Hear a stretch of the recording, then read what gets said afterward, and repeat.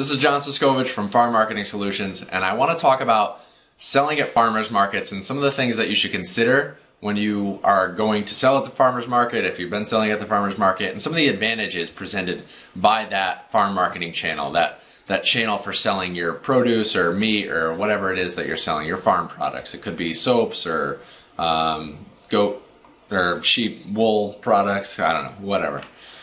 So some of the things to consider is that it can be a highly inefficient way to sell your farm marketing or your farm products.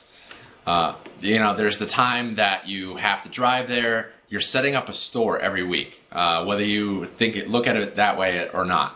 If you have a little farm stand at your farm and you live on a road with good frontage, if you're lucky enough to have that, that store is set up once, and all you have to do is mess with the product that's on it. Going to a farmer's market, you have to set up that store each and every week. You have to set up your tables, your displays, your labeling, and that takes time. So there's the time driving, the time setting up, the time spent there, the time cleaning up, and the time driving home. So if you have a CSA, or if you have a farm stand, if you're lucky enough to have that, or a different avenue for selling, maybe even selling to restaurants or institutions, you cut out all the time spent selling and working on what it looks like, and you get the point. But one of the advantages, if that time you're spending marketing your farm products, one of the advantages to that is that you have that direct consumer contact every week. You're getting more dollars per unit typically because you have that selling direct to the customer. You're not selling through a broker or selling through another institution kind of thing like a school or hospital. You're getting the retail price instead of wholesale. If you're a small farmer, I don't believe in wholesale at all because your margins just become itty bitty and you have to do a lot of volume. If you're a medium scale producer, that could really work out for you. But it depends on who's watching this video right now. So you have that direct consumer contact every week, and that's really great for a number of reasons. One, first and foremost is that retail dollar. You're going to get a higher margin for that, and you'll be take-home pay is a little bit more depending on your farmer's market. This is my little aside that there's no blanket rules for this. It's it depends on the area, and there's so many different things that it's hard to give advice overall. But trying to present some basic principles. So with that direct consumer contact, you can really ask people, what's working, what's not working. Don't be afraid to do that. Don't just guess, oh, people bought more of this week and people bought more of that. Ask them why. Hey, did you like that? Or, oh, would you like to see this next week? And you can really get in touch with your market and see what you're doing that's right, what you're doing that's wrong. Say, hey, do you like our new signs? It could be something very casual. You don't have to fill out a questionnaire. But keep dropping hints and engage people in a conversation, and you'll get a lot of feedback. And it's really powerful because it'll help you grow as a business person, as a grower, as a salesperson, because you'll get that information that large corporations pay a ton of money for focus groups and to run market research, and there you are every week with this connection of people who are investing in your farm.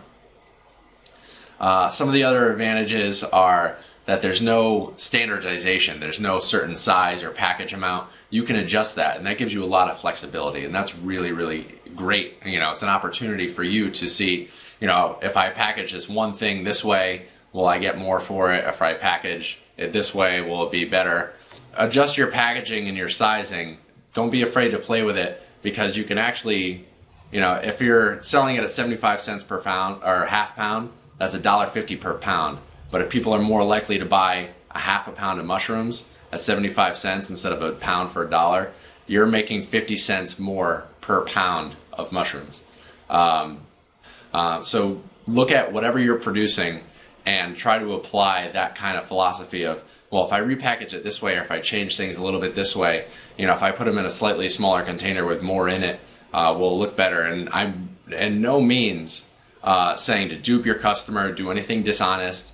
Do not do that. Always be honest up front, but you have to play, there's a whole psychology into marketing, advertising, packaging.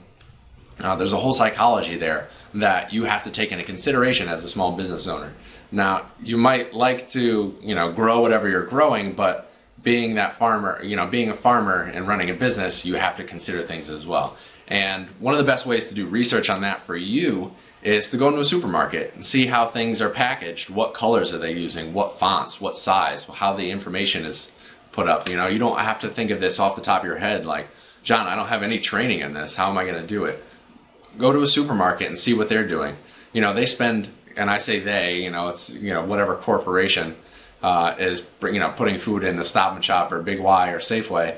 They spend a lot of money getting their food into stores and getting it, getting people to buy it. There's nobody that says that you can't copy what they're doing. If it's good information, it's good information. So I hope this video gave you a little bit, some stuff to think about, and it's been helpful. And if you'd like more information on farm marketing and listen to the podcast, it's the Growing Farms podcast every Tuesday. Visit me at Farm Marketing Solutions and give me a little feedback. Thank you.